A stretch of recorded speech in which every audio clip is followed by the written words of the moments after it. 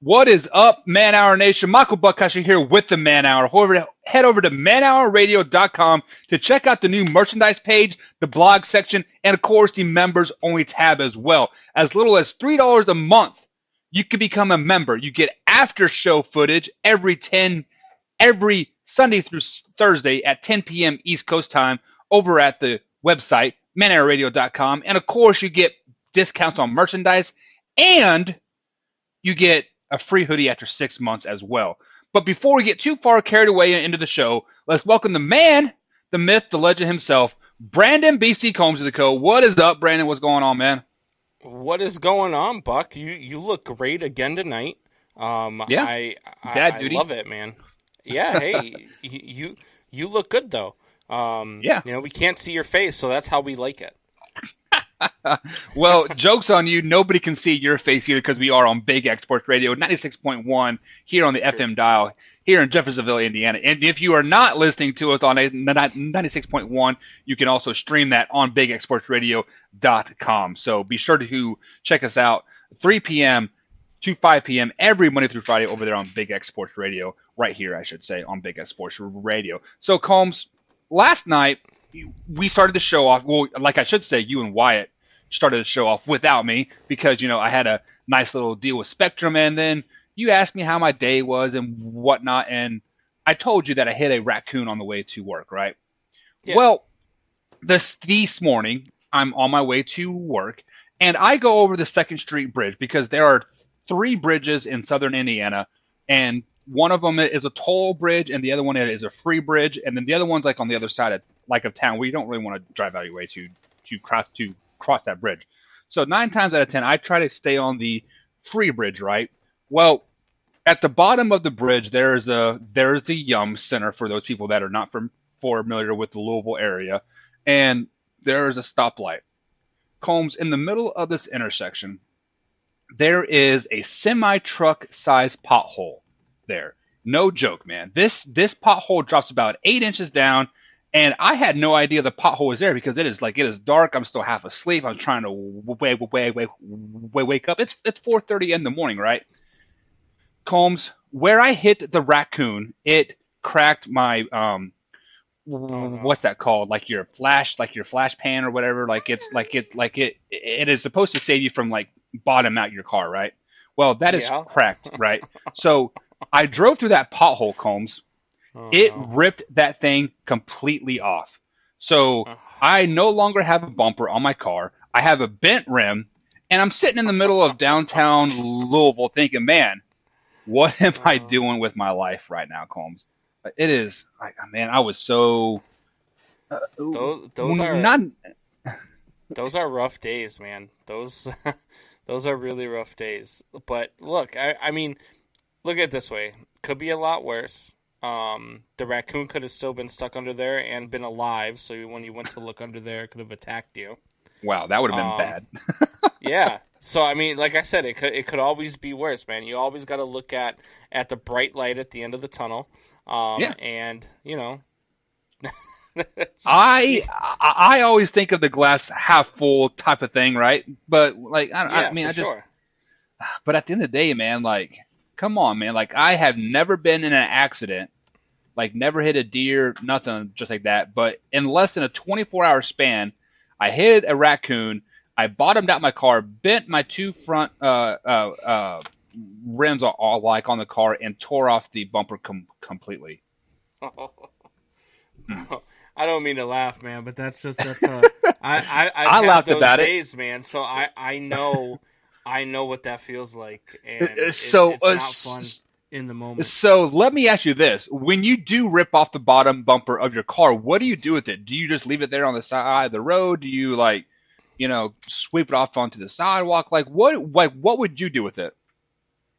I would throw it in my trunk or in my back seat, and I would try to fix it when I got home. Um, but Well, if it's not even that's salvageable, then exactly what I did. That's exactly what I did. I folded down the seats. I slid that bumper in the car, so like it is like riding with me shotgun and sticking out the back of the trunk still. And then I pull into like work, and my boss like look at me, he's like, "Rough morning." I'm like, it's just an average day. So I get home, and then of course Cindy's all like Cindy. So I am a half full, and she's a half empty, right? So she's looking at me like, what are we going to do now? I'm like, well, I guess they're not going to catch me riding dirty anymore, are they?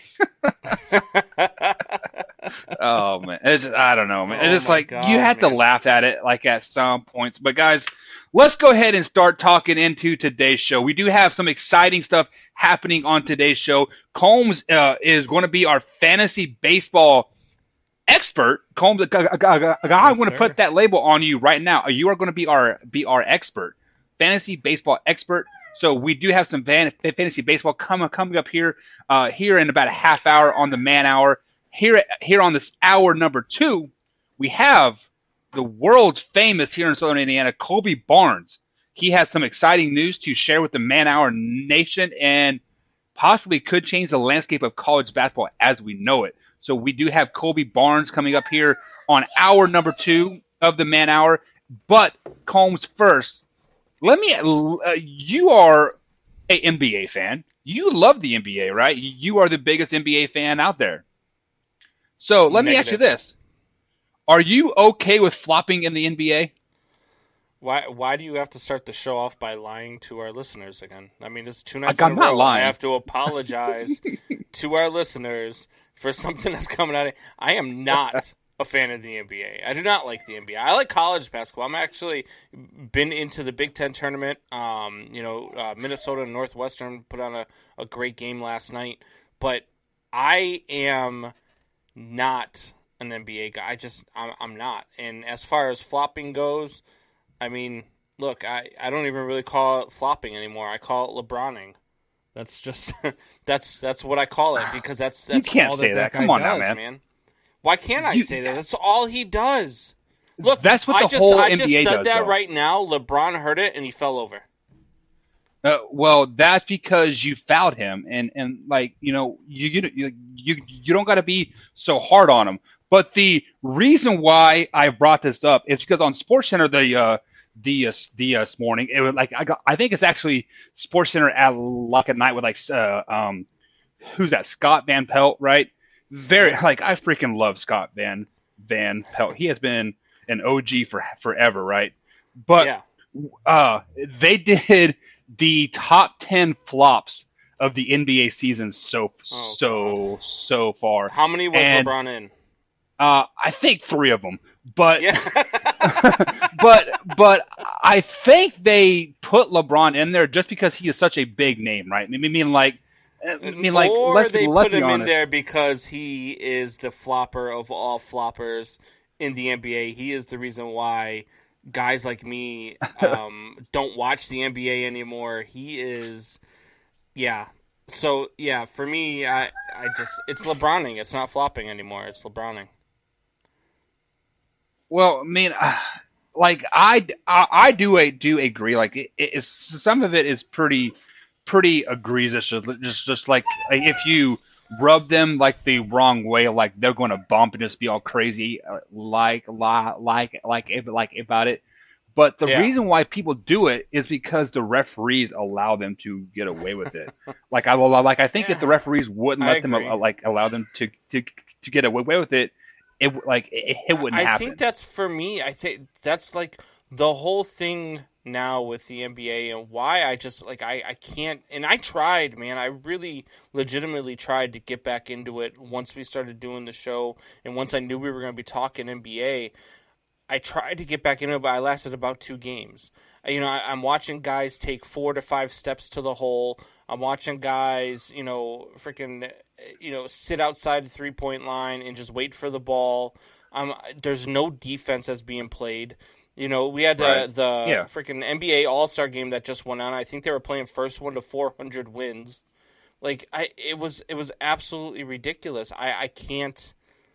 I don't know, man. For me, it's just watered down now. It's not what it used to be, and you can call me a get off your lawn guy if you want to, but the NBA is not what it was.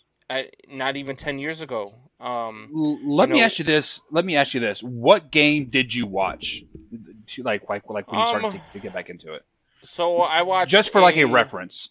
Yeah, I watched. It was Lakers and man, I can't remember who they were playing. It was a Lakers game, and then the other one I watched was a Bulls game. It was like Bulls and I think it was the Bulls and the Heat, maybe. If I'm So not, I'm not going to lie. Like I think the Lakers are probably one of the hardest teams to watch, just because they they're lazy. Like maybe the word that I'm looking for. Like they don't hustle. Like they don't get back on the defensive side ball. Like just like yeah, all that much.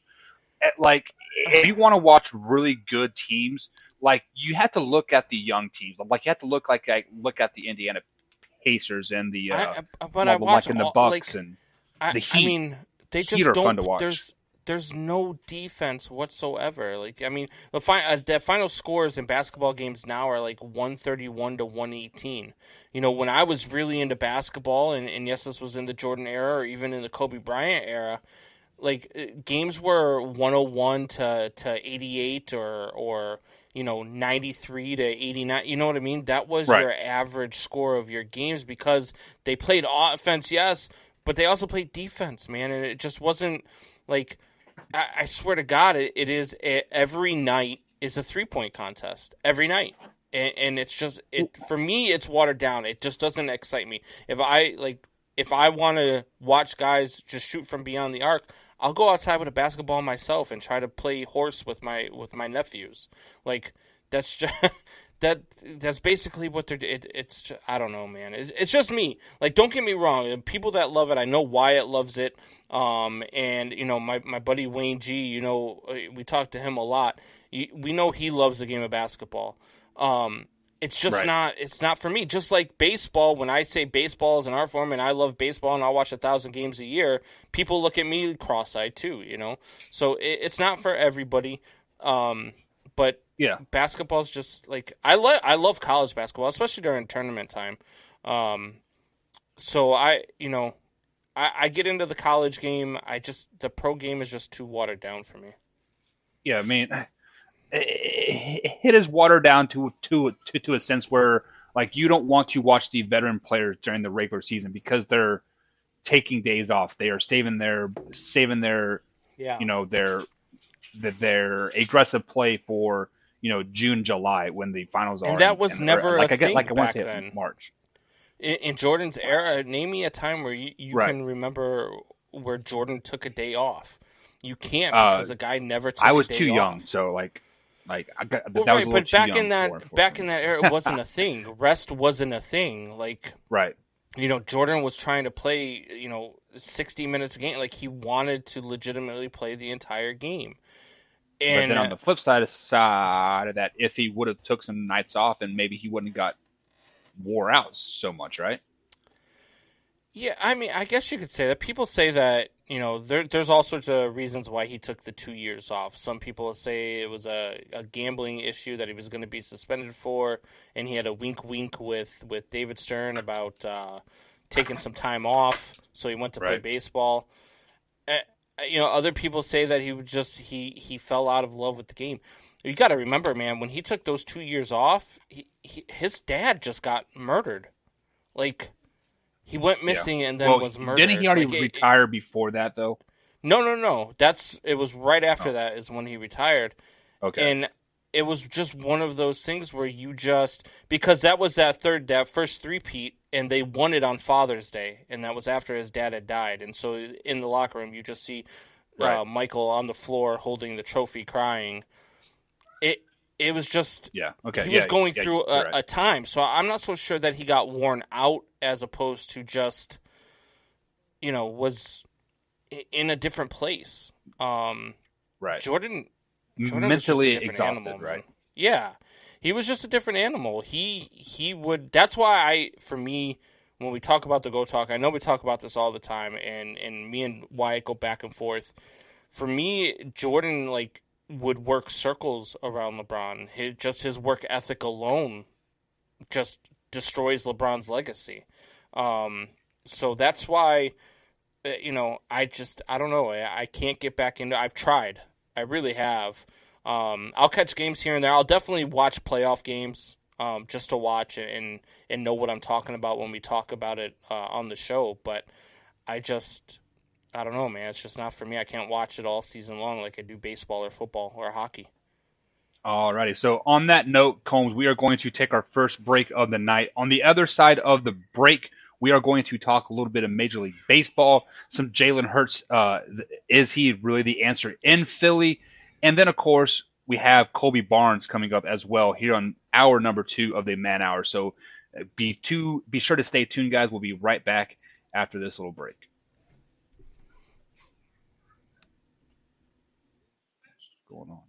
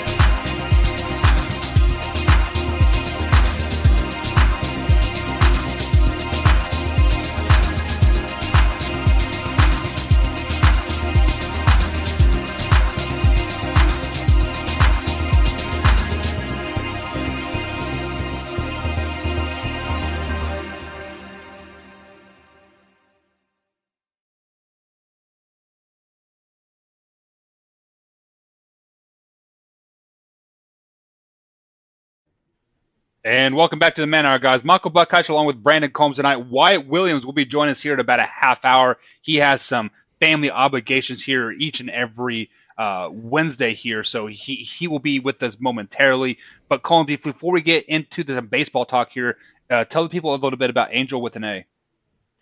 Yeah, so Angel with an A Memorial Motorcycle Ride is for Angela Dewey. Lost her life suddenly a couple years back. She had battled through a whole lot of stuff in her life, but ultimately lost it in her sleep. And so her sister Jessie has put together this Memorial Motorcycle Ride. Begins May 1st, 2021. $25 per rider. Every $25 buys you a different card. Top 10 poker hands will win a prize. All proceeds go to a scholarship fund in Angela Dewey's memory. Every $250 donated by Man Hour listeners, Man Hour will donate an additional $25. Yeah, so just to reiterate what Combs just said there, that this is a motorcycle ride. However, the motorcycle ride is in Vermont. So if you are interested in making a great road trip up there, a very scenic road trip, and then join the ride, it is in Vermont here on May 1st. So and that's the one thing I will say about that is that if you are a motorcycle rider and you like long trips and you love scenic routes, man, Vermont and New Hampshire, that is the only good thing about Vermont and New Hampshire is the views. So go ahead and definitely take that ride. Oh yeah, the maple syrup too, for sure. So my dad has earned his iron butt wings, or I believe that's what it's referred to, and he said he was probably going to make that trip up there. So that's awesome. Pretty excited for that. So let's go ahead and bring Combs back on camera here. I am blacked out because I'm on location. So did the cancel culture get to you? Yeah, him and me and Eminem and some other people. So yeah, my boy Jason Banks on Twitter, man, they keep blocking his videos. I don't know TikTok, why. Man, TikTok is killing me, man. Yeah, But nonetheless, guys, so let's go ahead and get into some Major League Baseball talk. Spring training is now what, Combs? Week 2 is officially in the books almost now. But Steven Yeah. Strasburg made his debut just the other day here. He got 4 strikeouts when he just faced 6 batters in his spring debut. He did have carpal tunnel surgery in the offseason, and he hasn't seen game action in about 7 or 8 months now. Should you be excited about Steven Strasburg getting these 4 strikeouts in this spring training game? Yeah, so anytime you get to see Steven Strasburg pitch, it's a good thing, even if it's in spring training. The thing about Steven Strasburg is if he's healthy, and when he's healthy, he's one of the best pitchers in the game. And he showed you that in 2019 when he led the Washington Nationals to their first World Series. Like, this guy is a bona fide stud. He is a Cy Young candidate as every time he puts together a full season. He is a very, very solid pitcher, and it's exciting to see him back. It's exciting to see what he did in his work in spring training just the other day. And he's definitely somebody that I'm excited about seeing this upcoming season because when he's on, man, it's good and it's fun to watch. Yeah, correct me if I'm wrong, Combs, but isn't this the kid that the Nationals, when he came in, it was like year 1 or year 2, he was like on a pitch count, like he could only throw like 1,000 pitches or something Yeah, to well, that he was effect. coming off of Tommy John surgery, Right, and out of they high school, right? yeah, and it was in his contract year 2 nonetheless. So he really wanted to pitch more, but they limited him, and they Hmm. were on a run, man. They were looking to go into the playoffs and make some noise, and they said no, you're done. And he was their best pitcher that year, and they held him out. So you know, did it help him? Maybe. He has been injury prone his entire career. It's always sad to see guys like this. He reminds me a lot of Mark Pryor, a guy from the Cubs who, back in the day, back in, the early 2000s was really a stud. But they just, the injuries just ate up his career. And it's starting to happen to Strasburg. Hopefully he can get through this year without being injured again and hopefully put together a couple, consecutive seasons without injury. Because again, like I said, he is always fun to watch. Yeah, it is funny that you bring up the Cubs. I mean, because like obviously, like we have a game here, and every time you talk about your home or team, like we are supposed to drink, right? But like there is another name that comes to mind from the Cubs, Kerry Wood. He Yeah, I feel like if he would have been on a pitch count too, we could probably have seen him, at yeah. least 5, 6, 7 more seasons. So the thing about him was everybody is all about Dusty Baker, um, and how he didn't know how to manage a pitching staff and how he abused his starting pitchers and made them throw too many pitches. Um, and I don't disagree. I think that that's what happened to Kerry Wood. He rode him way too hard, and he was a guy who had already had shoulder surgery, had already had Hmm. Tommy John surgery, and I've told the story I believe on air before of how I met Kerry Wood in the airport and didn't even know it. Um, yeah, imagine that. As big of a Cubs fan as I am, I sat down and talked with him for about an hour, had a conversation with him about him, and didn't even know I was talking to him. But no, Kerry Wood is one of those guys who it was sad to see how short his career was because of how good he was, man. That his breaking ball was phenomenal. The slider and the curveballs that he threw were unhittable. And when he was on, he was really on. That 20 strikeout game against Houston was probably the best pitched game I've ever seen in my life.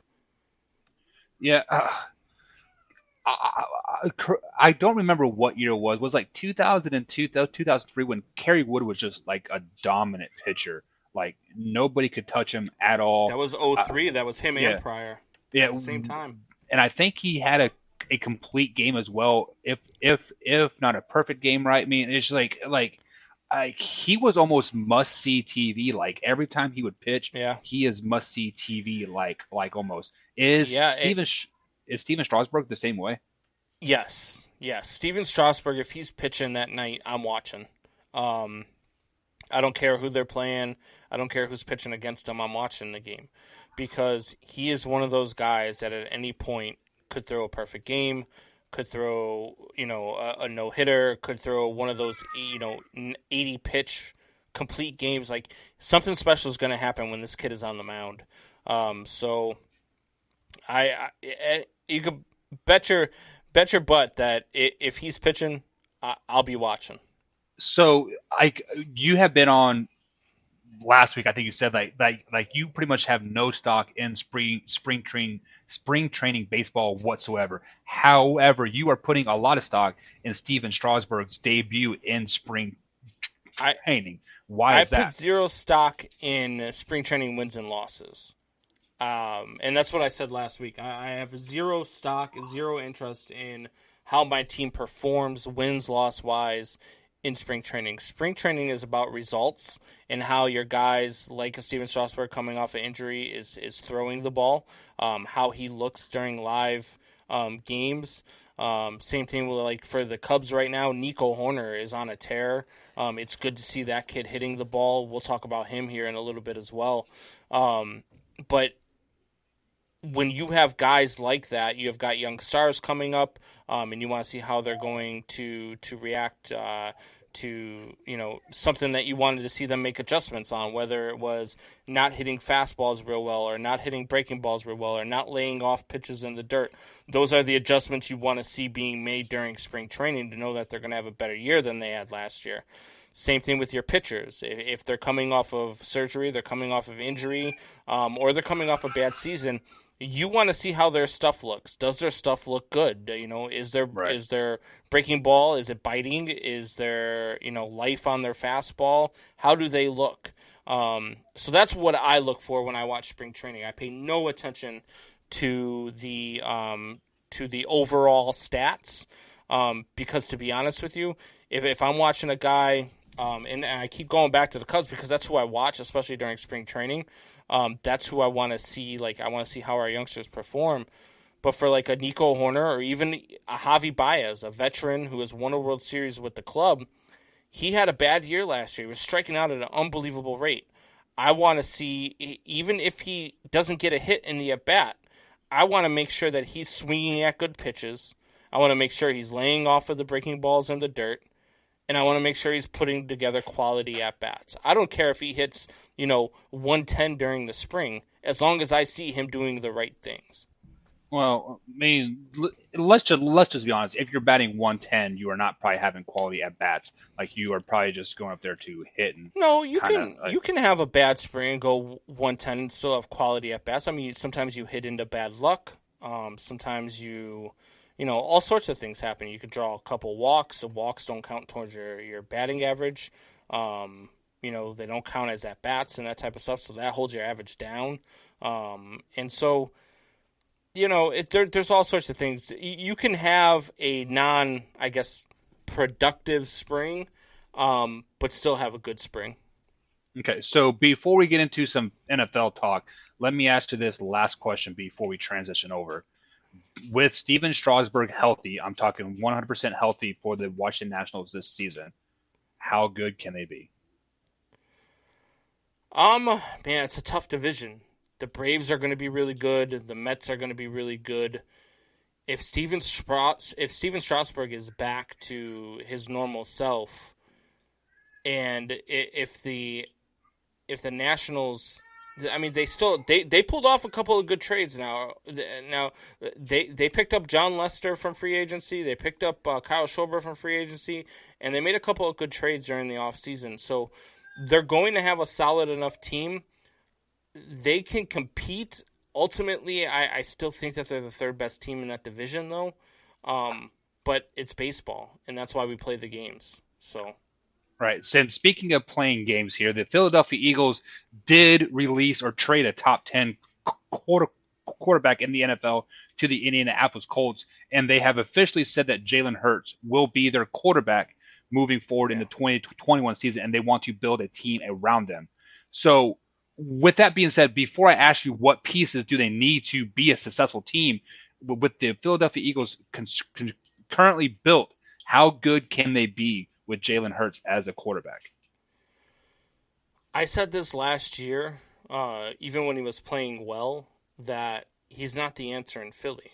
If they think he's the answer long term, they're kidding themselves.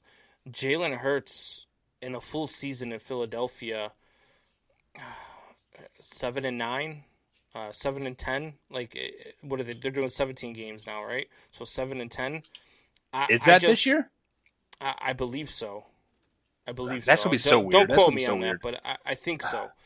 I don't. It's gonna be weird because it's an odd number.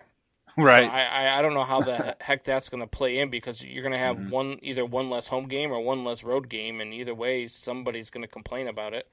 Right. Um, but Jalen Hurts to me is not the answer. They've got a decent enough team.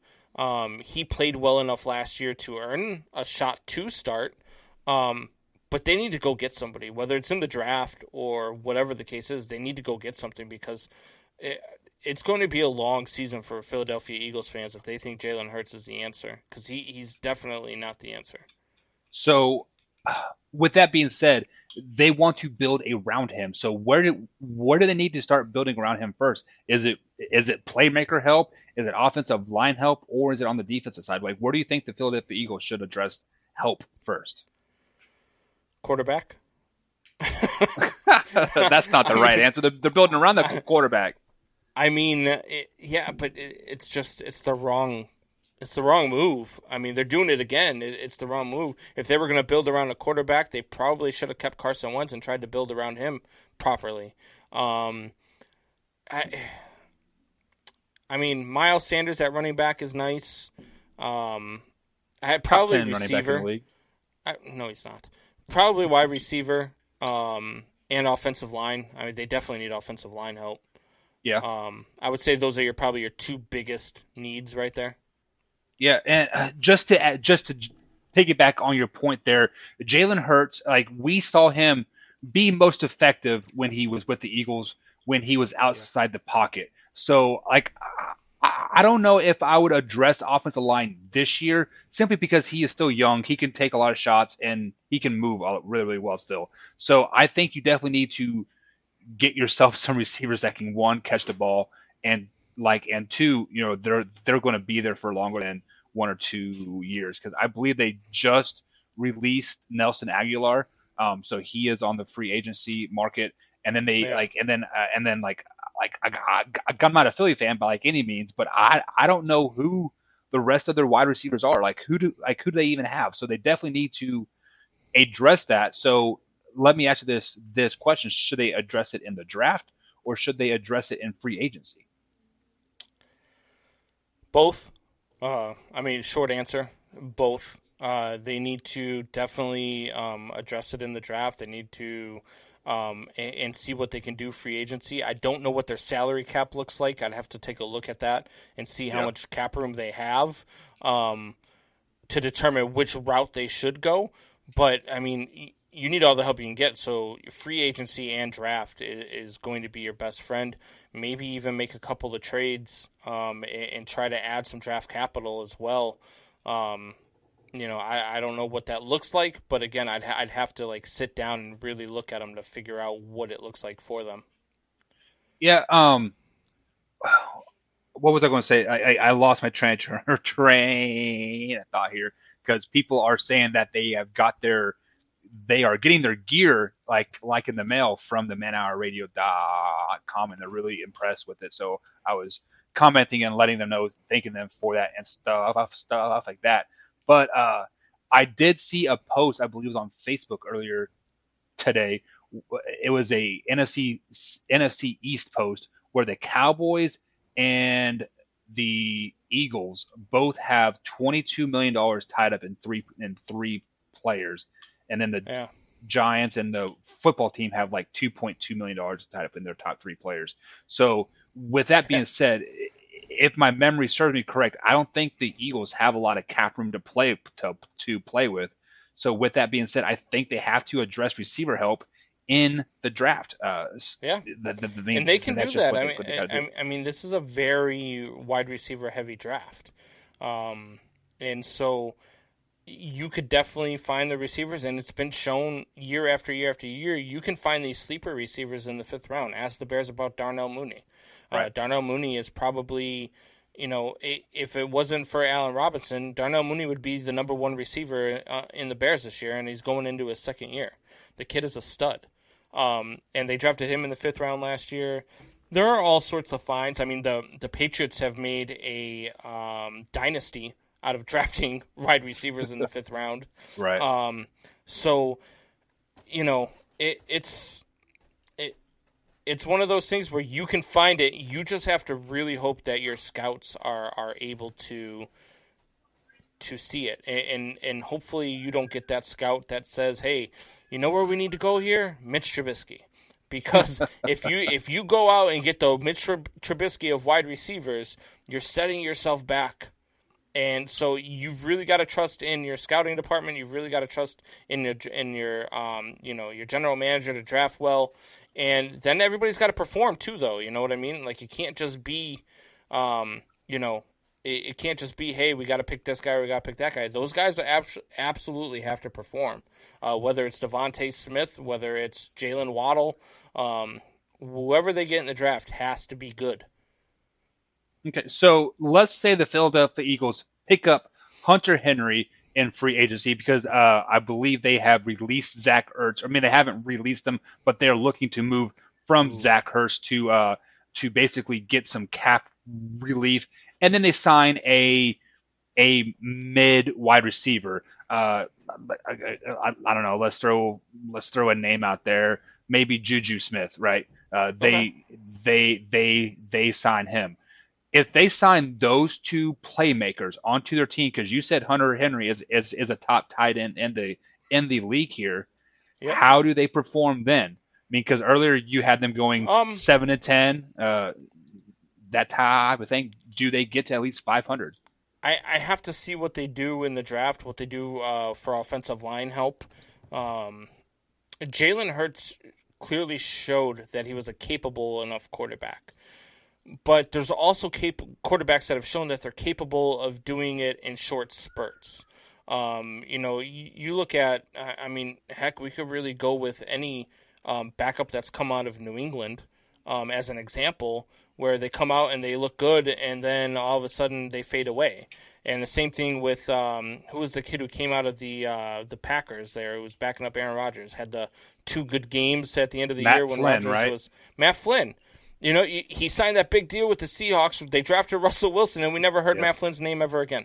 Right. So, I believe that Jalen Hurts is closer to that territory than he is the top 15 quarterback territory. So, let's complete this full circle and ask a question here. Like, I know you are not sold on Carson Wentz one bit. But did the Eagles make a mistake by moving away from Carson Wentz in the offseason here?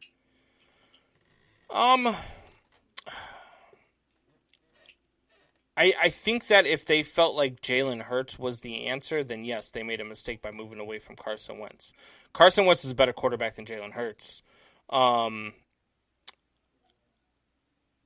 I also don't feel like Carson Wentz is a top 15 quarterback right now. I just don't.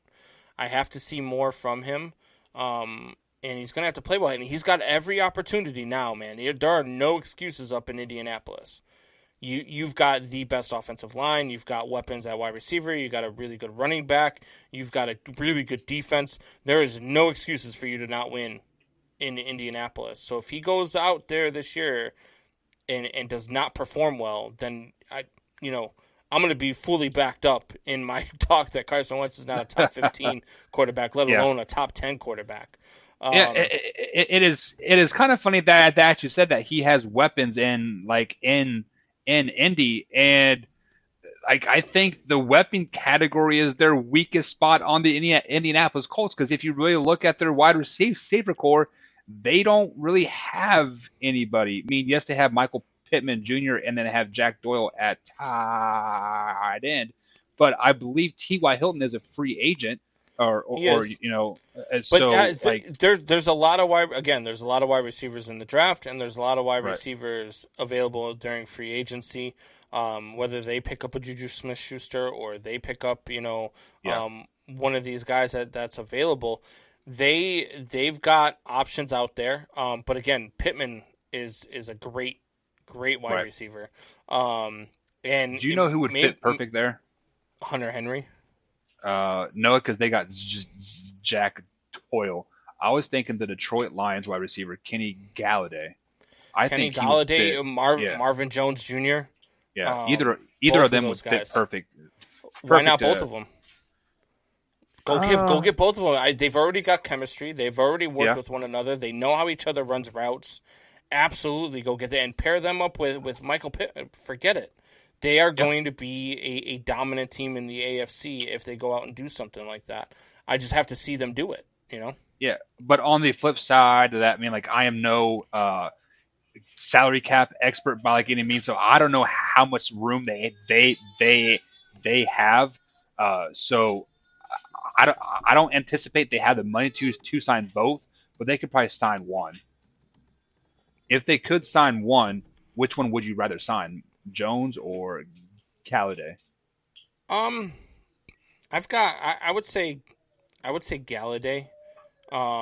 But I really like Marvin Jones Jr. I think he's a very underrated wide receiver. I just looked it up. They have $46 million in free cap space. Oh, okay, so they could definitely afford both of them guys, right? Yeah, And absolutely. then and then plus some, like they could even. I mean, like I know they got a two-headed monster in the backfield there, so they could even Yeah. trade one of those Why not? guys Why away not to go get get yeah. Hunter Henry for a second tight end? Why not? You know what I mean? Like I know they've Well, already got Doyle over there, but well, if you go, they got Doyle, and then they got that Ali Cox guy, which is just as good as Jack Doyle is too. yeah, that's I true. mean, I mean, That's true. But do you not feel like Hunter Henry is better than either one of those options? I would say Hunter Henry is a better option, but then you look at the price versus the production value. Is Hunter Yeah, Henry going to be true. warrant that? Like what he's probably going to be wanting $12 million a And can season, he right? stay healthy? Yeah, Yeah, right. yeah, yeah. That's the biggest thing. So so as far as salary cap versus performance and like that kind of thing, I will take Jack Doyle and Ali Cox over Hunter Henry every day of the week. Yeah. Yeah. I mean, I can't really fault you for that right now. I'm high on Hunter Henry, but at the same time, I understand those who aren't. Hunter Henry will fit on a team great when he is the only tight end, like I think, and so like he is forced to produce because like Right. when you aren't forced to produce and there's other people to like take the load off of you, are you really worth that $12 million a season? Are you really worth that $15 million a season that he is going to ask for? I don't think so. Yeah. I mean, again, you have. I mean, you have to produce. You have to show up. That's why Right. I was just saying about the Eagles and whoever they pick up and or whoever they draft. Like those guys still have to perform. I mean, you could go out there and say, "Hey, look, I got we drafted Jalen Waddle." Jalen Waddle comes out and only has 13 catches on the year. Like it wasn't a good pick. Right. Like so, either that or Carson Wentz just completely lays an egg. Like it's one of It could be those. both, right? Yeah, But it really could. but in the end, only time will tell. However, Combs, the new NFL season does start in 7 days, so we are going to be start seeing a lot of signing bonuses Oh and yeah. deals being made and that kind of thing. So the The NFL talk offseason, for the Bears having either Russell Wilson or Deshaun Watson is like, I'm telling you right now, if I had to put a temperature gauge on it, like right now it's at about 375 degrees and it's only going up. So well, it we will is. definitely talk about that more next week as it gets closer to that NFL season because I think it's all smoke and mirrors at the end of the day, and the Bears are just putting up that smoke screen, and they are going to do almost what like The Bears always do.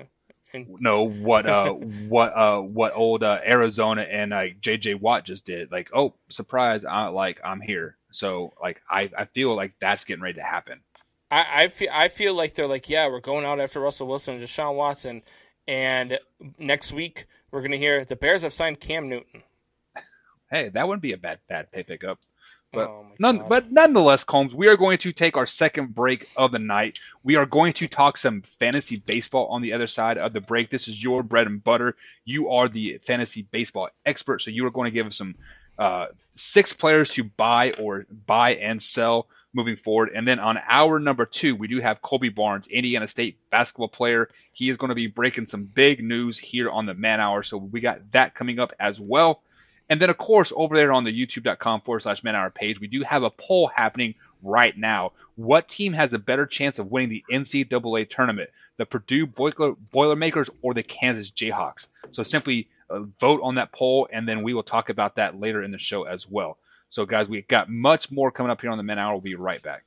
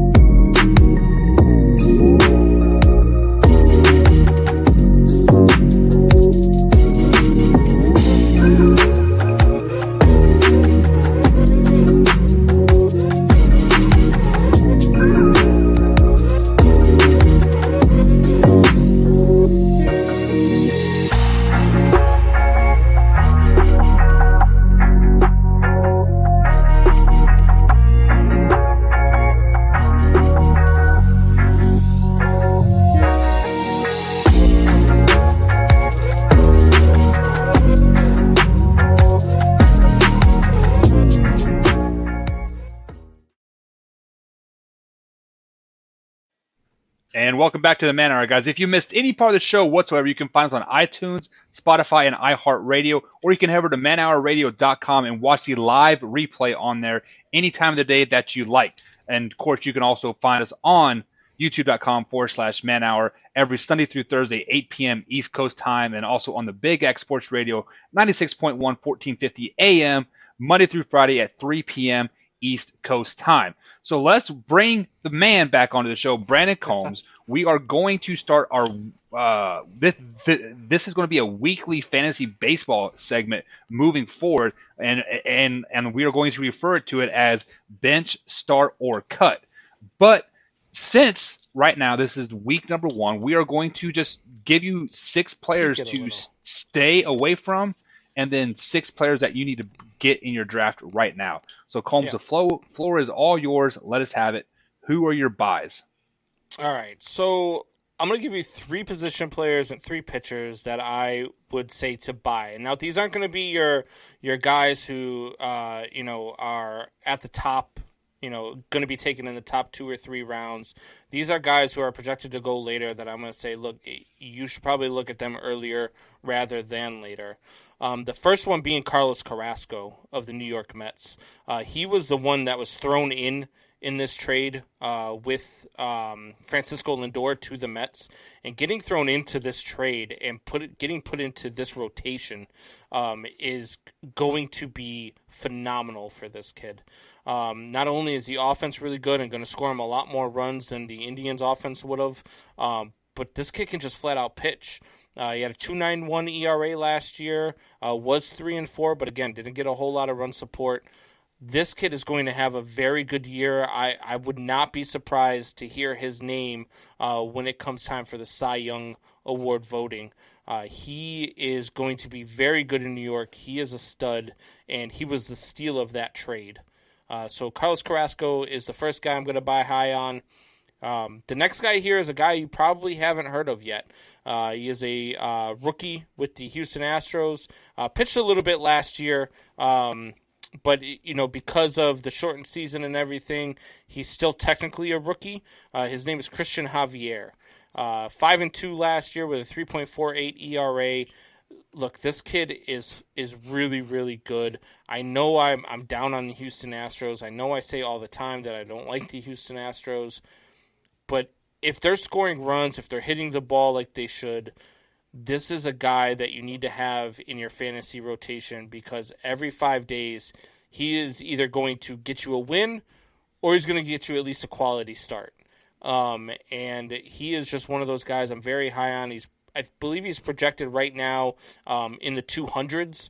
I would venture to say, if I'm looking for a guy in the 4th or 5th round, and I'm looking for a starting pitcher, I'm going with Christian Javier. The other guy is one that we talked about, Buck. It's Steven Strasburg. Yep. I know he's injury prone. I know he's coming off of another surgery, but I said this a little bit earlier. When this guy is right, he's must-see TV. He is a guy you want to watch pitch. He's a guy I'm going to watch pitch. He is a stud that could win you 20 to 22 ball games and get you to a World Series. So I'm definitely going with Steven Strasburg as a buy higher than normal guy. So those are my 3 pitchers. But so you named 3 pitchers, which that they're all like I think really good picks. How high are you going to draft these guys? Are these guys a first round pick? Are they before the 10th round pick? Like where these guys fall? Depending on how many teams you have in your draft, I know there are some crazy leagues out there. I've seen 30-team leagues where each one takes a normal roster, and that's your fantasy roster. I've seen one where there's 20 teams. I've seen 15, 12, 10, wherever. Strasburg, I'm taking probably no later than the 3rd, 4th round if I'm taking pitchers, depending on the scoring of your league.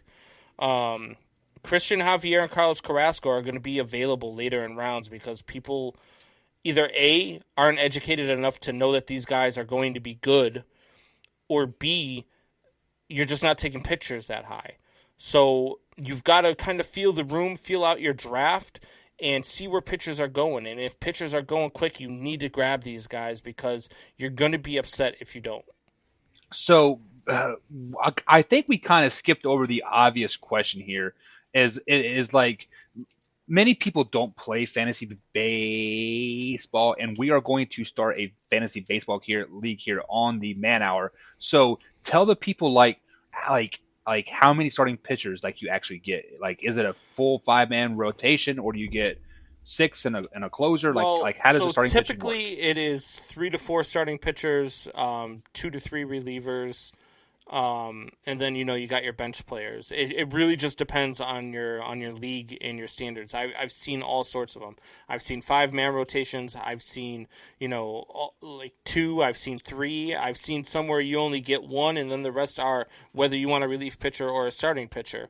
Relief pitchers get more outings, so they tend to generate more points. But it's just a matter of how your scoring goes. So the biggest misconception that I have of fantasy baseball is you have a game every day. How often do you have a game in fantasy baseball? Every day. So it your week typically your week starts on Sunday and ends on Sunday. So starts on Monday and ends on Sunday. And so you're playing either whether it's one team, whether it's head-to-head, whether it's rotisserie scoring, whatever the case is, you're typically playing from Monday until Sunday. Sometimes there's, times where it overlaps, like the All-Star break. I believe you do a week and a half for that week because the games don't start until Friday of that week. So you have Friday, Saturday, Sunday, and then it rolls over. So you get 3 extra days that week. But it's every week, Monday through Sunday, typically. You really need to pay attention to your pitching rotation for those weeks. You can usually set your lineup because your starters are usually starters, and they're going to play at least 5 out of the 7 days that week. But your rotation, you really want to pay attention to, because if you're going to have a guy starting twice in a week, you want to make sure you don't have him on your bench. You want to make sure he's in the rotation. You want to make sure he's starting. You want to make sure he's playing.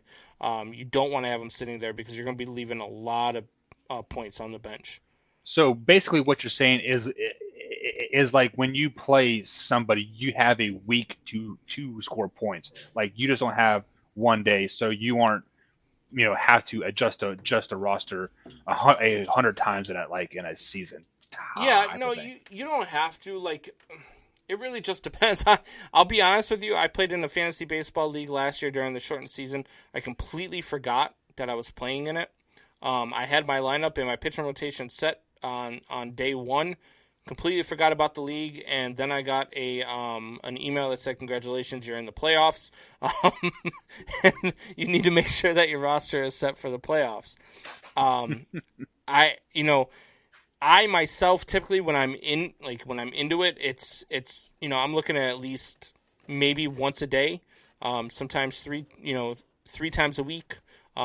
My general rule of thumb is looking at it Monday, Thursday, and Saturday, because there's always injuries that happen. There's always guys getting rest on days. There's guys who their turn in the rotation is coming up, but they ended up with back spasms or a splinter or something. You want to make sure you got those guys switched out. So at least every other day. All right. So give me 3 pitchers that you are going to sell. 3 pitchers I'm going to sell. First one is going to be Jordan Hicks of the St. Louis Cardinals.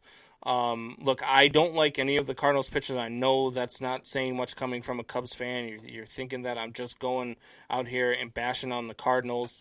But they have no offense. They are not going to get any run support this year.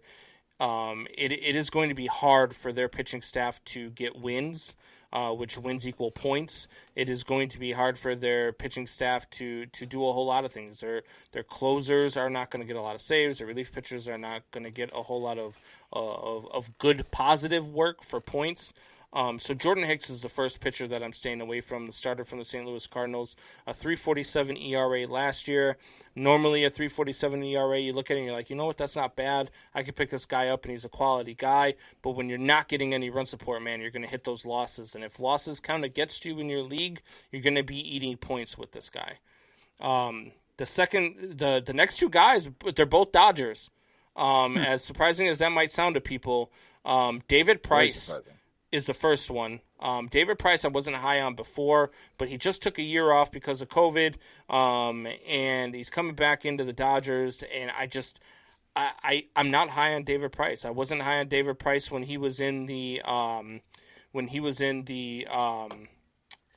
Tampa Bay Rays organization. I'm not a big guy on David Price in the Dodgers organization, and I'm just not a big David Price guy, and I think he's going to have a down year. Whenever you have a team coming off a World Series win, it's hard for them to really have a really solid follow-up year, and we've seen that a lot in the last few seasons with World Series winners as well. And then his counterpart, and we've talked about him, and you guys love to talk about him and talk about how good he is, but Trevor Bauer. Sell on Trevor Bauer. Again, a guy who in 9 years in the league has only had 2 seasons where his ERA has been under 4. And last year was, you could account it to him being good, or you couldn't account it to we played a short season. He didn't have a whole lot more outings to go out there and get blown up again. He was 5-4 last year. He did have that 1.73 ERA. I'm not big on Trevor Bauer. I would sell. I would stay far, far, far away from Trevor Bauer. All right, so give us 3 position players to buy. All right, Buck. So we have that game where anytime one of us talks about our home team, we have to drink. Do we need to mute you this whole segment from here on out? We're Chris gonna Bryant. drink a lot because I'm buying 2 of my guys and 1 of your guys actually. 2 of my guys that aren't really high on the radar right now, but I think are going to have big years.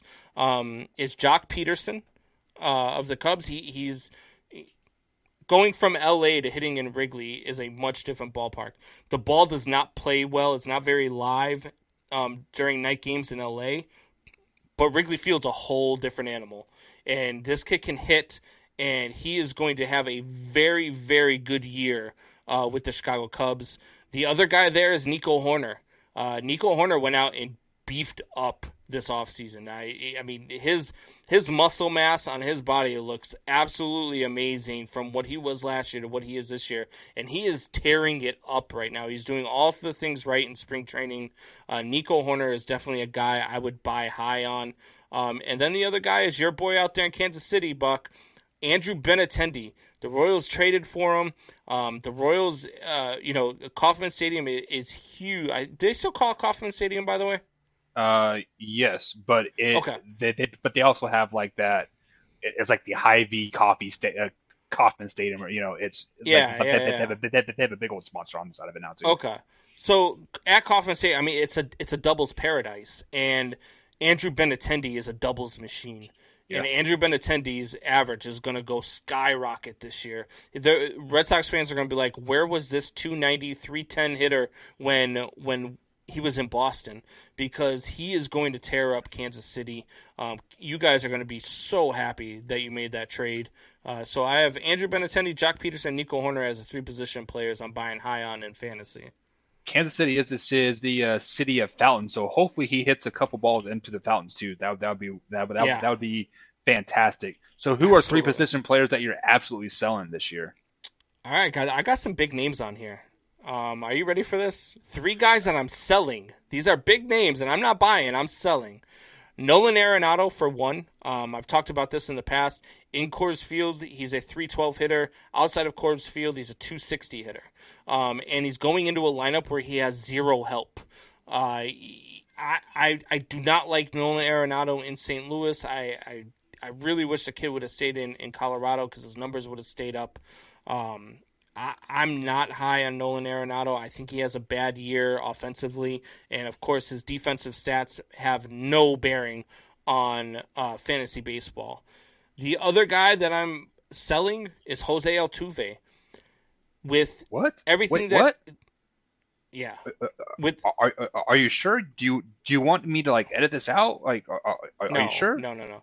Oh, So okay. this guy, look, he was a hits machine, and then all of a sudden we found out that they're using buzzers and trash cans in Houston.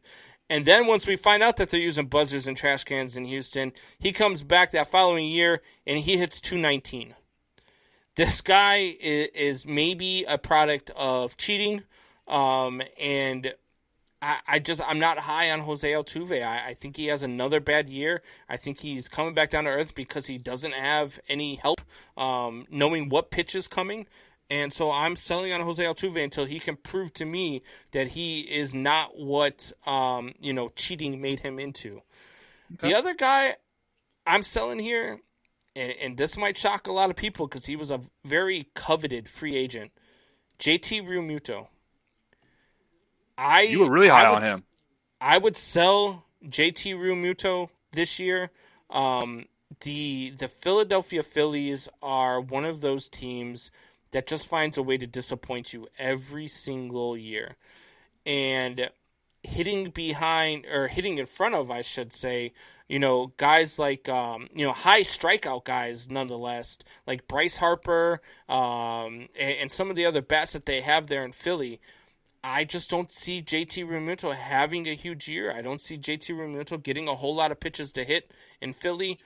So those are my 3 guys that I'm selling: Nolan Arenado, Jose Altuve, and JT Realmuto.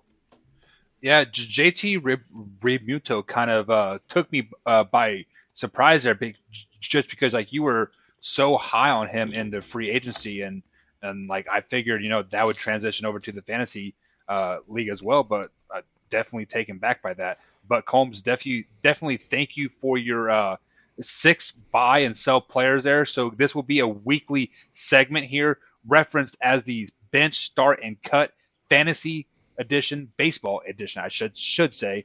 So Combs, I hope your expert hat is on and ready to go, because I am going to be listening to you all season and winning our league.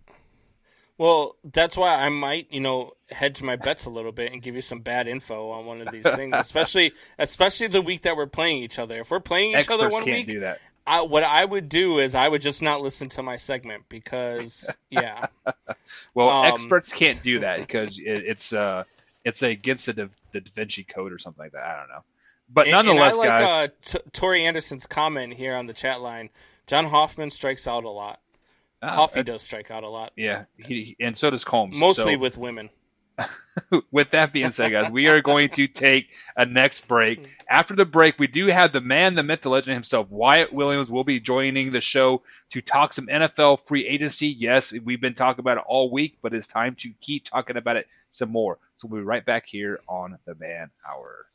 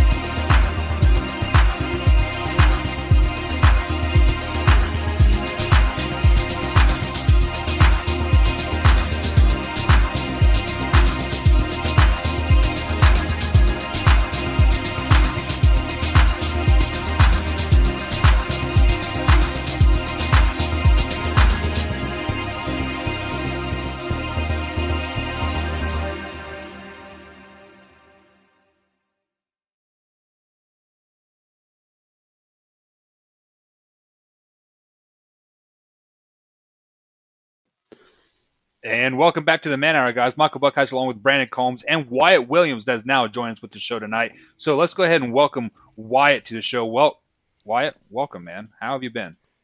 I'm good, man. Just left church. Got my Jesus on, and then got my basketball on. I was balling on a bunch of people. Oh, you were balling like on 2K? Is that what you're referring to, or? No. I was 3 for 4 from the perimeter tonight, gentlemen. Shot 75% on threes. Oh my God! You could play for the Golden State Warriors. Probably. You never know.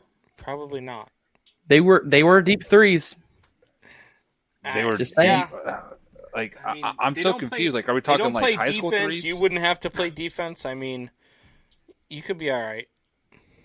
Yeah, I was smacking them left and right. Wyatt, we had a troll on the show here about a month ago, right? It's like it was last year, so 2020. It's about that three months ago, and he challenged me to a basketball game. Wyatt, he came back on the show last week and challenged you. I don't know if you saw that in the comments. Oh no, I sure didn't. But Wyatt, I'm going to challenge you to a basketball game. You and me, 1-on-1. I would kill you, Buck. It wouldn't even be fair. Okay, so Monday after Easter. Let's go ahead and pull up the old calendar here. I haven't played basketball April 5th. Since I was 16. I would destroy you. That's hilarious. Combs, let's play. Any day of the week. Take my challenge first, son. Buck would have Buck has a height advantage on me and everything, so I think Buck would give me a game. I would be playing above the rim all game long. You're gonna dunk, huh? You just doubt my athletic ability, didn't you? All right, I am doubting your athletic ability.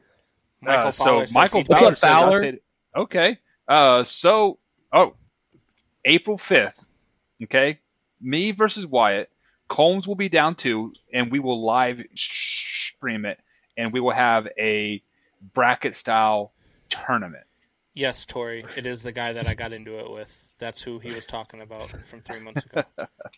But yeah, so let's go ahead and get over to some NFL talk, guys. So basketball game is on April 5th. Wyatt, do not back down now because it is marked on my calendar. So we franchise tag Tuesday is officially in the books, and some big names were franchise tags, but however, there were some big names that were not franchise tagged. So I'm going to give you guys a name, and you guys are going to tell me where this player ends up at.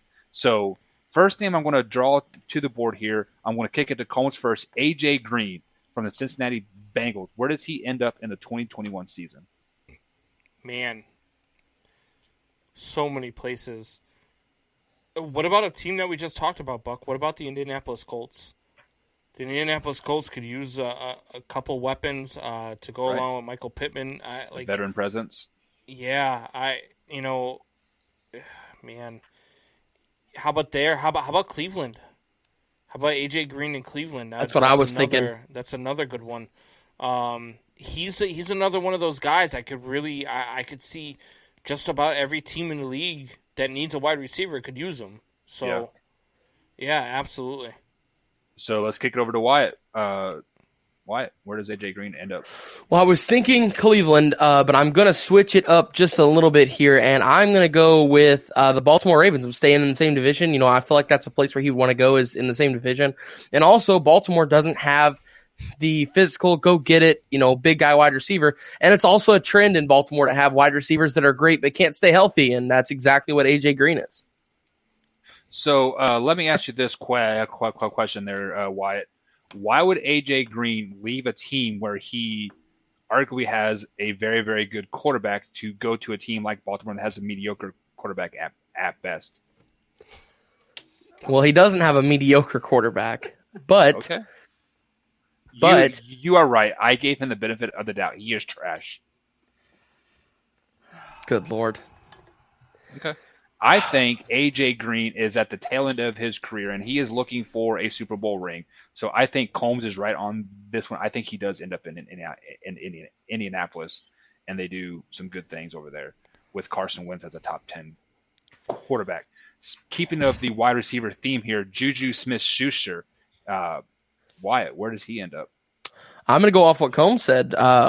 Instead of AJ Green going to Indianapolis, I'm going to take Juju to Indianapolis. I think that he works very well in the Indianapolis system. I think they've already got a decent wide receiver there in Pittman. I think Pittman has a lot of potential to be a really good receiver. And, he works best, Juju works best when he has a great receiver opposite of him.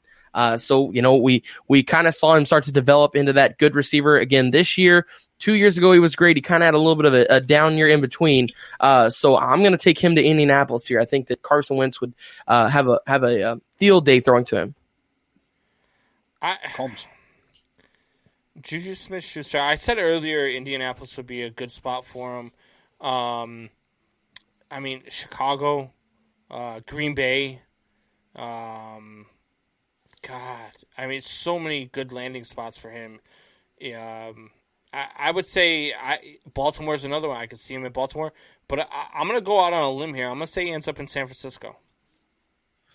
Yeah, San Francisco does need some wide receiver help 100%, but I think they need quarterback help more than anything because I think Jimmy G is kind of checked out there right now. But I'm going to go kind of speak the obvious. I think Juju stays in Pittsburgh. I think he's happy there. I said it last night.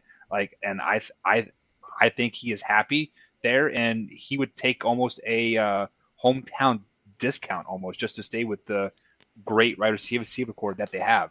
So one last receiver here that we're going to talk about, Houston Texans receiver Will Fuller the fifth. Combs, where does he end up? God, he's a prototype for Tom Brady. I'm gonna say Tampa. I'm gonna say Will. But they just franchise tagged Godwin though. Do you think they'll still go with him? But Will Fuller becomes what he's going to be that slot receiver. He's going to be that guy that just runs the slant routes all day long for Tom Brady, a la his receivers there in New England. I can't think of their names right now. Amendola, Wes Welker, Amendola, yeah. and the other one, Julian Edelman. Julian Edelman. There you go. Wes Welker. Yeah, he's going to be just like those guys for Tom Brady. I'm going to say Will Fuller to Tampa Bay makes the most sense. Well, Combs is losing his mind here because he's already got his white slot receiver in Adam Humphries. But nonetheless, the Green Bay Packers are taking Will Fuller here simply because they've already shown so much interest in him. They gave up, I believe they offered a first-round pick and a fourth-round pick at the trade deadline last year for Will. The offer almost went through. The Texans almost sent the Will Fuller to the Packers for the end of last year. So the Packers already have mutual agreement. Will Fuller's already said he would love to play with Aaron Rodgers. So I think it's a match made in heaven. Well, let's just be totally honest. I think everybody wants to play with Aaron Rodgers, but does Aaron Rodgers want to play with them? I think Will Fuller ends up in San Francisco. I think he will just look good in that gold and what's that color, crimson or whatever you want to call it. I think that he ends up in San Francisco. So let's go ahead and move to the defensive side of the ball. Patrick Peterson did not sign a franchise tag, and he is now a free agent. Arizona Cardinals cornerback. Side note here, the Arizona Cardinals did just release their other cornerback as well. So is that looking into the future a little bit? We'll only tell, but Wyatt, where does Patrick Peterson end up? Buck, you're going to love me for this one, but I'm saying Kansas City. All Cardinals over the last couple of years, all the great Cardinals DBs have ended up in Kansas City. I mean, that's actually been a trend all over the place, was for these good DBs to come into Kansas City.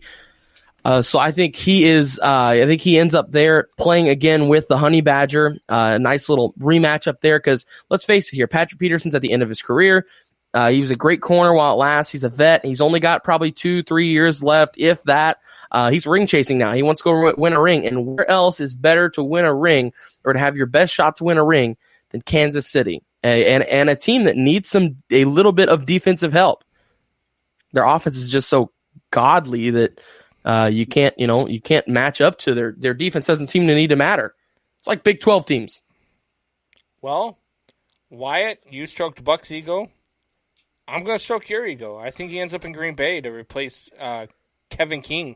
Oh, thank God. I think I'll take Patrick Pete any day of the week over Kevin King. I think Patrick Peterson wants to chase a ring as well. I still think that the Green Bay Packers are a top 3 team in the NFC, unfortunately, and I think Patrick Peterson ends up there to give them some help in the secondary. Go back. So a couple things that you guys said in those segments there was ring chasing. Why do you need to leave Arizona to ring chase? Didn't people basically put Arizona in the Super Bowl with the addition of J.J. Watt and right? Hopkins But now and I think they have to make cap room now. Right. So now you're the odd man out. And also Patrick Peterson is also like almost left Arizona 3 times now. They've barely saved him over contract. Like if he stays again, this will be the 3rd time that Arizona has re-signed him while he was ready to leave.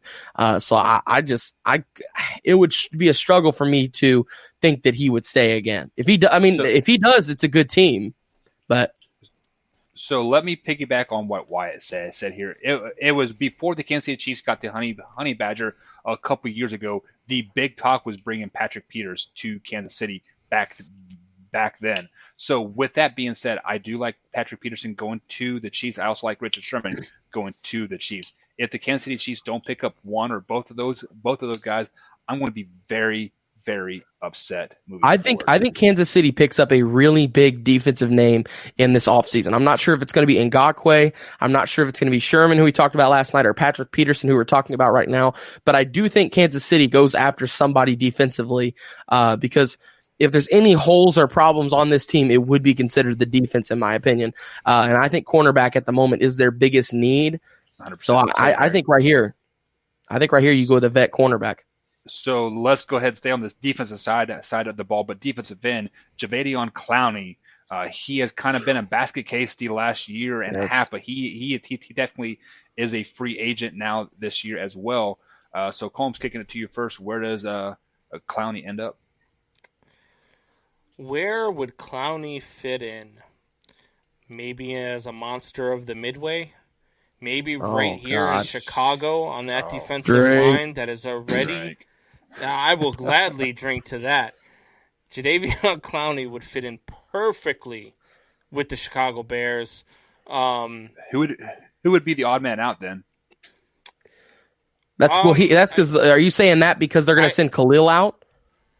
Well, yeah, that's what I'm saying. I think they're going to get a quarterback, and whether it's Khalil Mack or whether it is, God, I'm so bad with names. Hicks.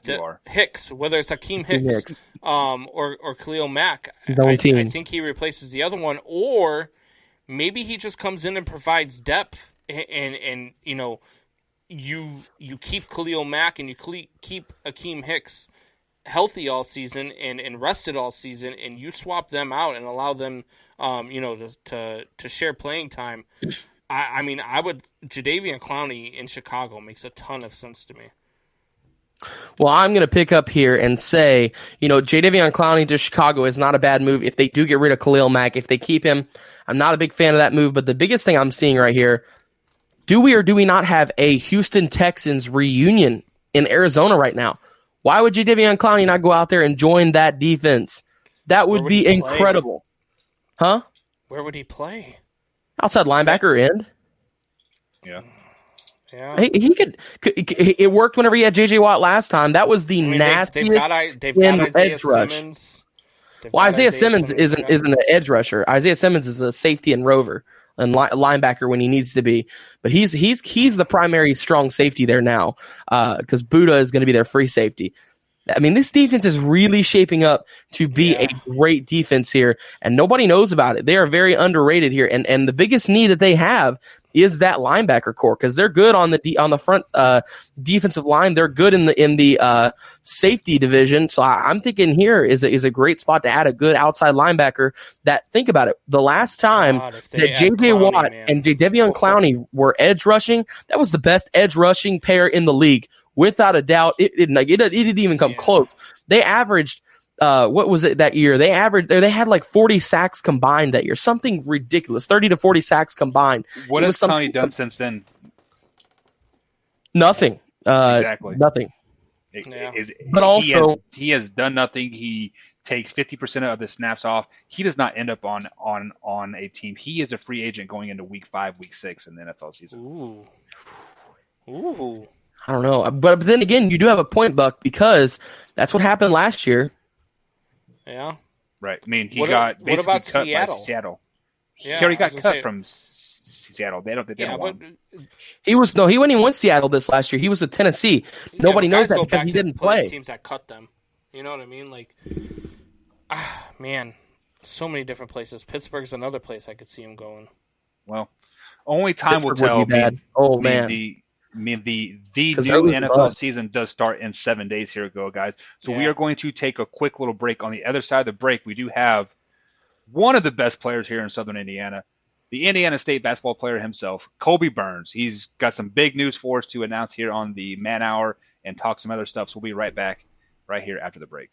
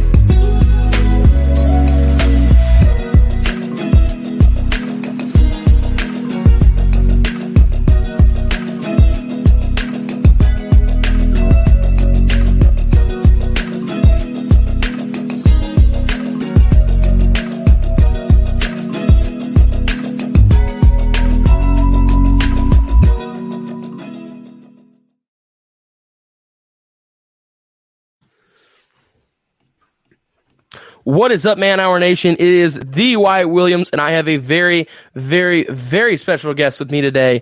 That is Mr. Kobe Barnes, as we welcome him to the show here. Kobe, how are we doing, sir? I'm doing good. How are you doing? I'm awesome, man. So some pretty big news that you sent out to the world over Twitter a couple of days ago. Do you want to fill in everybody here who doesn't know yet? Yeah, I'll be entering the transfer portal for this coming season and ready to see what happens.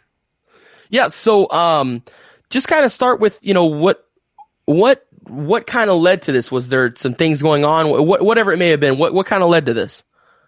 It was a culmination of things, and then to top it all off, my head coach didn't get his contract renewed. So that was kind of the kicker. So it was a real tough decision still with that being said, because the city's really kind of like become home over the past couple of years. So sure, it's been real tough. Yeah, so you mentioned Coach Lansing did not get his contract renewed. I saw you post that on Twitter with the broken heart emoji. So that was what you said was the kicker. I mean, I was kind of wondering, was that what did it? Because then I saw the very next day was whenever you had entered the transfer portal. Do you have any favorites so far? Anybody you're looking at? Anybody looking at you? Anything sticking out? I mean, I've heard from abundance of people. Dang near all the top JUCOs in the country. Western Michigan, Northern Kentucky, San Jose State, Arkansas Little Rock, and some other schools that I can't remember, but those are just some of the ones that I remember off the top of my head. Do you know yet where Coach Lansing is possibly going to land? He was talking to us about possibly going to the NBA and being an assistant or a scout. Wow. With the Clippers or the Pelicans. So I don't know what he has in store, but we'll see. Absolutely. So I saw that not only you entered the transfer portal, but many of the other basketball players at Indiana State entered the transfer portal. Can you kind of just touch on that a little bit? What went into that? Were they all kind of feeling the same way? I mean, yeah, it's been really a mass exodus because everybody has literally everybody except for like 3 or 4 people have entered the portal. Because we got news that our assistant coach that wanted the job pretty bad wasn't going to get the job, or most likely wasn't going to get the job, and nobody wanted to come back if that's how the administration was going to do it. So yeah, I mean that's a tough couple of days. That sucks to hear, buddy. But, I will say something cool that I saw with this situation. I saw Hudson Highbreeder, Jake Highbreeder's dad, put that on Twitter, said something along the lines of, Kobe, you would be a really good pilot. Of course, referencing Jake Highbreeder going to Air Force. Could we see a possible reunion here? What's the deal with that? Man, I wish if they called me, I would pick up the phone and say, I'm coming. Really? Yeah. So if Air Force called, that's the move. Yeah, 100%. Because that's my guy. That's my little brother. Yeah, absolutely. So, kind of looking, let's flash back a little bit to whenever you began your recruitment in high school. Was Air Force on the table at that time? Did they talk with you at all? Do you still have communication with any of those people if they were to at that time talk to you? I don't remember. Feels like an eternity, honestly, since being recruited. It's been a long time. I couldn't remember. So Kobe, Brandon Combs here. I've got to say, the last time that we had you on, I hadn't yet checked out any college basketball in a while, and I happened to be scrolling through the TV and I see you guys are playing, so I stop and I watch and I text Wyatt and I text Buck and I'm like, dude, this kid Kobe Barnes is all over the place. This kid is somebody that can actually get me back into watching basketball again, because you play the style of basketball that I love, man. You are like, you're a shooter, you're a rebounder, you are an animal on the court, sir. So I just want to commend you for the work that I've seen you do while playing the game of basketball, man. I really like your style of play. Appreciate it. Yeah, definitely, man. And the one thing I want to ask is, so I always thought that the transfer portal was you knew where you wanted to go, and then you had a school in mind and you transferred there. It sounds more like you're kind of a free agent per se. Is that really how it is? Like you're waiting to hear from schools as to who wants you to come to their program, and you're kind of open to whoever wants you to come play. Honestly, yeah, it's really like being a free agent. It's real weird. I mean, now I get to sit back again. It's really like my recruitment restarted, honestly, and I've just been sitting back, not rushing anything at all. I feel like last time I might have rushed a little bit to pick at a school just so I didn't have to worry about it during season, but now I don't have anything to worry about, so I'm just sitting back, relaxing, and letting things come as they come. So. Are you actively pursuing anything? Like, are you sending out your tapes to anybody? Like, what are you doing on your end, or are you just kind of like, hey, look, I'm out there. They know I'm out there. Let's see who comes calling. I mean, Jeff Goodman and somebody at ESPN. I don't remember who it was, but those two guys at Jeff Goodman and the guy at ESPN. I can't remember his name, but they both hit me up and they were like, I mean, we're going to help you in whatever way we can. I mean, that was partially because of Coach Lansing. But that's awesome. They both have connections with everybody in the nation. They wanted all my information. So. Well, man, I would welcome you here in Orange in Illini, man. I would love to see you playing some Big Ten basketball, man. Man, maybe. We'll see. So, Buck, did you have a question, buddy? I heard you try and talk earlier. Yeah, so one of the biggest things is usually when you transfer out, you have to sit out a season. But since your head coach is leaving, you technically have like a valid reason to leave. Did they give you any indication that you have to sit out a season, or are you instantly eligible? I've heard that I might have to sit out, but also this year the NCAA is like effective like next season. The NCAA is saying you can transfer once without any problem. So that's what I've been led to believe, and that's what they've been talking about it for this whole year basically. So we'll see how that goes. Okay, and then how many years of eligibility do you have left? Because if I remember correctly, the 2020 season was kind of like a free season for everybody, right? Yeah, it was this year. I don't want to say it was a throwaway year, but like in sense of eligibility, it was a throwaway year. So I still have. This was really my freshman year. Technically, I replayed that again. So now I'm a sophomore in the classroom, but this year I was a sophomore in the classroom, but a freshman on the court. So that's why I've been talking to some JUCOs like John A. Logan and Tallahassee Community College are the two main ones I've been talking to. And the main thing there is I'll still be able to have this year, or I'd have that year and then 2 more years of eligibility on top of that to go play wherever. So have you reached out to Jake at all to kind of get some contact information to some head coaches over there? I talked to him a little bit right before or right after he committed, one of the two, and I said, do you guys take transfers? And then he said, I don't think they do. But if they did, Air Force, if anybody at Air Force is watching this, the number, ask Jake for my number. All right, White. Yeah, so just kind of looking back at some of your years at Floyd Central, you played in that New Albany game. I know we mentioned it the last time you were on here, but kind of just run us back to that moment. You guys beat Romeo. Romeo currently with the Celtics. I just kind of wanted to refresh that memory. You played with this was back whenever you played with Jake as well. So that Romeo night, can you kind of just run us through what that was like? I mean, it's really funny because it was really the week going into it, right? So we're in practice every day. Is like we made practice extremely hard at in high school, and everybody, our assistant coach, Coach Miller, he was a nut. I love the guy though. So he would come in.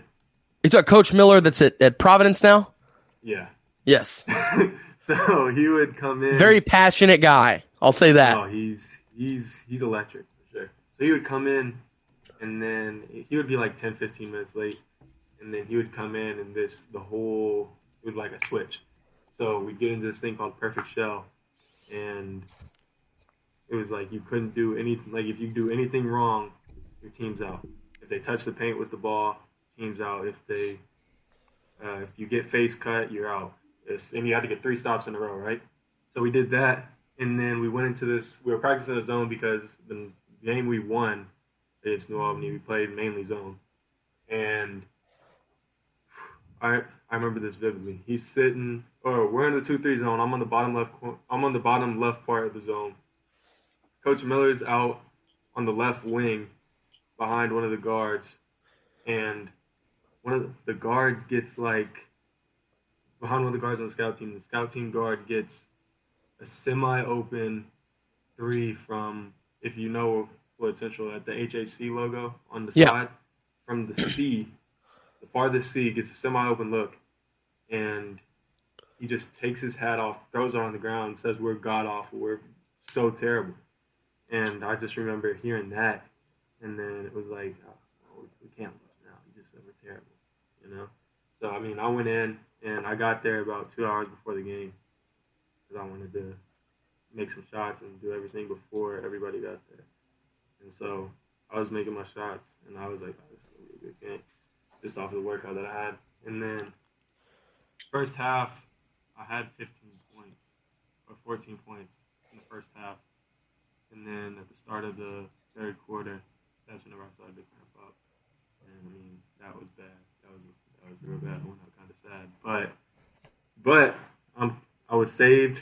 Luke Goman, Matt Weimer, Brendan didn't play because he had his broken nose deal or whatever. But that game was crazy. I mean, the whole crowd, the atmosphere of Indiana basketball. If you haven't been to a sold-out Indiana high school basketball game, you need to go. That's what. Yeah, no. I got to call Jeffersonville's sectional championship on Saturday, and then I got to call the Floyd. Did you hear about the Floyd Jeff game the Friday night before? 3 overtimes? Dude, it was crazy. It was intense. It was insane. There were no points scored in the first overtime. There were like 4 or 5 points scored for both teams in the second overtime, and in the third overtime, like throughout all 3 overtimes, I think there was like 12 points scored for both teams. If that, it might have been like 10. It might have been less, but it was insane. And I gotta say, dude, it was so nice to like, and you know how big Seymour is. I mean, it packs 8,000. It's the largest high school gymnasium in the world. But I mean, you've seen how big it is whenever it's full. That night, they had 2,000 people from each side. 4,000 total, which I can guarantee you extra people got in because there were definitely more than 4,000 people in that building. But nonetheless, it was so nice to have that atmosphere again where it was just crazy loud. It was pumped up. Like for once in my career of calling games again, I had to kind of take a moment to like turn down my mic a second because the crowd was so loud that's all it was picking up, and then return it back up. So, you know, you mentioned that you played in Indiana basketball, and there's nothing like it. Is the atmosphere like that in college at all? Now, I know you guys are still at reduced seating, but with that being said, the stadiums are still bigger. You know, did you ever experience one of those moments like that where the crowd was just loud, electric, and you could just feel it? You know what I mean? Last year, whenever we were playing at home against Loyola, is the closest it's come, and we just beat the brakes off of them. We beat them by like 30, and it was because we had a couple weeks before that we had went to Loyola and got beat by like 25, and that's all they were talking about in the practices and everything for the week leading up to that. And then we get to the game, and it's like our gym doesn't hold that many people. I think it was like 6,000 people or something like that. So it wasn't like crazy, but it was anytime a basket was scored, it felt like I was playing at Seymour again, honestly. Because anytime a basket was scored, nice. Yeah, just crazy. But as you see here, one of our comments here, Brian Pirtle says, the IU Hoosiers need you. Penelope Smith, my Nana, says, agree with Brian Pirtle. And then Mike Buck on the show here with us says, IU needs a coach first. So it's funny. That quote is funny, but I got to ask you, you're dealing with a difficult coaching situation right now. But how important is it now that you're entering that transfer portal? Let's say you go to JUCO, okay, and you spend that year there just to kind of develop your game and get ready to go back into the D1 field. How important is it going to be for you, round 2 of doing this recruitment process, to find that stable coach that is going to be there and you won't have to deal with this situation again? No, for sure. I mean, that's going to be outside of how their vision with me. That's probably going to be the main. A very close number 2. Because I don't want to have to go through this again. And yeah. I don't want it to be one of those situations again. But, I mean, honestly, it's Coach Miller at IU. That's going to be an interesting situation. They'd have to pay him a lot of money to get him out of there. So I don't think that's going to be anytime soon. Well, I've seen a bunch of rumors that apparently they're saving up the money to get him out of there. Like, apparently, and the IU fans I know are completely done with him. But with that being said, you mentioned some of the JUCO teams. Let's say you do go the JUCO route. What are some of the things that you're looking for in a JUCO school? I look at past what they produced, what they and who they have contacts with. I mean, exposure, you'll get exposure anyway. But if talking about John A. Logan in particular, that's just one of the ones. Jay Scrub from Louisville, that went to Trinity, got drafted there last year in this past year's draft. So, I mean, that's one of the big things that I look at. Like, if I can go there and do similar things to him, then why couldn't I get drafted too?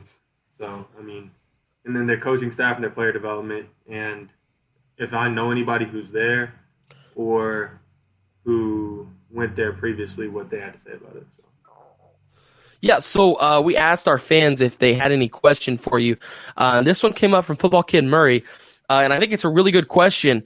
Do you think at any point you may regret your decision to leave Indiana State? Do you think that there's a possibility of that regret setting in possibly? I mean, there's always a possibility, but honestly, I don't really like to regret things. I feel like what's meant to be will be, and if, say, I do make the quote-unquote wrong decision, then I feel like in the end it's going to fix itself because everything happens for a reason to me. So, and I feel like God has a road, and just because you feel like you've made the right decision or wrong decision doesn't mean that it's not. It's still what he wanted you to do. So as long as it's that, then I can't really feel like I can ever regret or make a mistake. Is there anything that, even though you're in the portal here, and this is a question that Buckheiser just threw, is there anything that could make you stay at Indiana State? If Todd Sturgeon came and was the head coach, that would be great. Or my AAU coach, but I don't know. Yeah, I got you. Yeah, so the big thing here as you move forward, is that another, we mentioned that you are looking for what these schools will use in you and also the coaching situation, but are you looking at after that, talking about after, are these some of the things you're going to be talking to these colleges about is like, hey, I want to go play professional ball, whether if that be in the NBA and, it's not ideal, but, playing even in Europe, possibly. Is that something else that you're looking at with these schools? I mean, for sure. That's my goal, honestly. And this college world, this college athletics it's a weird world. It's real messed up, honestly, but it's a business at the end of the day. And I've got to be focused on my business and what I got to use them as much as they're going to use me, So Yeah. if I'm going to go there, I need to have the exposure to be going to have NBA teams look at me and see overseas teams look at me. I need that to be an option because I still feel like I'm a pro and I still feel like I can compete at the highest level of basketball. So that's one of my main things too. So as we look at college basketball right now, we were talking about this leading into the NCAA tournament coming up, that in basketball this year, the Big Ten is what the SEC is to college football. Like there are so many good teams in the Big Ten. What is there a conference out there that you look at and be like, man, I would love to play in this conference. I would love the opportunity to showcase my talents in this conference and play up against this type of competition? Or is it just kind of, you know what, I'll see what brings me there and when I get there? The ACC and the Pac-12. I don't know why, I've always liked them. Ooh, Pac-12? Yeah. So I really like Oregon. And Arizona is my top. If I had a dream school, it'd be in my top 3 dream schools. Oh wow! Arizona or Arizona State? Arizona. Really? What draws you about Arizona? In high school or in middle school, I really liked Stanley Johnson. Yeah. And he went to Arizona, and I just kind of followed the bandwagon. I can't lie to you. Now, what about the ACC, Judge? Is it them blue chip schools like Duke and North Carolina, or would you rather play against a team to take those two juggernauts down? I mean, like Louisville. I feel like the ACC is always like, when I think of college basketball, I think Duke, North Carolina, and those are the first 2 things that come to my mind. And right. Just the tradition that they have, and I mean, that's their conference. If they wanted me, that'd be cool going there. But it wouldn't be I got to go there. I would go. I mean, it's a Power 5 conference there. It's an elite conference. Right. So I would, and if I'm on the floor, I feel like I can do whatever it takes to help my team win. Like you said earlier, I feel like that's one of my better traits. I just work. It's not. You are very aggressive in your mindset and just like the ball is yours 100% of the time. So I'm going to throw you out 3 schools here, and obviously this is no segue into you picking a school or anything just like that. But I just want to know your opinion of these schools and would you play for these schools? I'm going to throw out the Kansas Jayhawks, the Louisville Cardinals, or the Kentucky Cats. Which of those 3 schools would you prefer to play for? Come on, Kentucky. Louisville, you know this. Kentucky. I can't lie to you, Kentucky? Yeah. That a boy. Oh. I mean, as you see, Kentucky. Come on, Kobe. Players. Kentucky needs some players. It's the tradition. After this next stop that I go to, if I do go JUCO, I gotta look for after the next one. That's my career. And final destination. And if I were to go to Kentucky, Kentucky speaks for itself. If you go there, you're probably it's a 70% chance you're gonna be a pro. So right. So we're talking with Kobe Barnes, former Indiana State Sycamore, currently on the transfer portal. But Kobe, the big question that I had for you here, as we have, I got a couple of agreeers here. Football Kid Murray says Louisville, and then we get a what? I had the exact same reaction. But let's go off track here. This is, I don't mean to be, I feel like I sound like a parent here because a lot of parents have this conversation. A plan B. What is that plan B? Let's say basketball doesn't work out. What is that plan B? I know you were involved with radio TV in high school. Is radio TV, you speak that you have these connections with ESPN. Is radio TV a possible outcome in some way, whether if it does be at ESPN as an analyst? We see a lot of college basketball players that were, former players and didn't go to the pros and stuff. We see them become analysts of the game because they know the game so well. Is that a possibility for you? Yeah, it's a possibility. If I I don't really like to think about Plan Bs. I always feel like Sure. Plan A. Attaboy.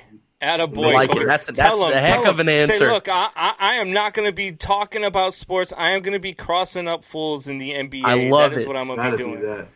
It's got to be that. But after, I always think, whenever my grandma asks me this question, she asks me this question all the time. I'm like, Grandma, after I'm done playing basketball, I'm considering radio, TV, but coaching and player development has been something I've been really drawn to because I feel like I have a really good IQ, and I feel like when it comes to basketball, and I can share that with youth. I probably wouldn't go back to college. I mean, I might, but it would be like that's a lot of stress on the coaches and stuff. Is that your major? Are you majoring in broadcasting?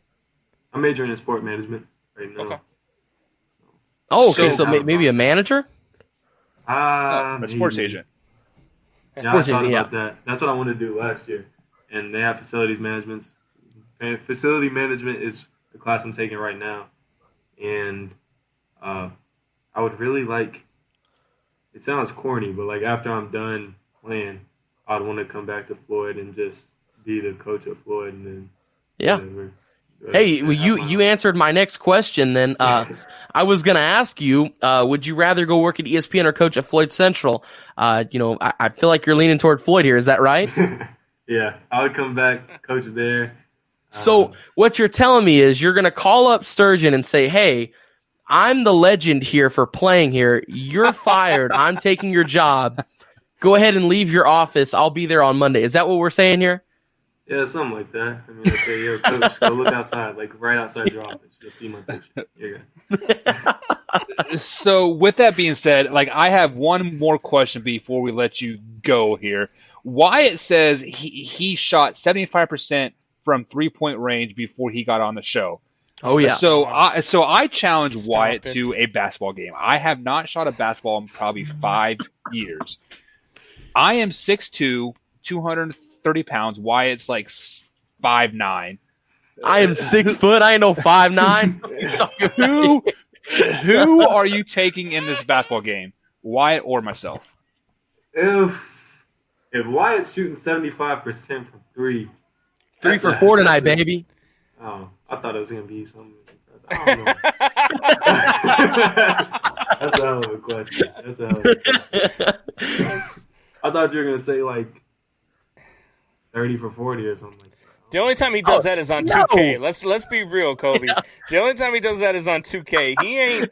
And only if I have Curry or Dame, man. I am not shooting any good on 2K if I don't have those two. He isn't even shooting 30 for 40 if he's underneath the rim, shooting off the backboard. He ain't shooting 30 for 40. All right, Kobe. So who is it here, me or Buck? Do it to him, Kobe. Oh, there's no tie in sports. There's no tie. I'm taking. I got the weight on him, Kobe. Come on now. Buck played ball at K-State. Come on now.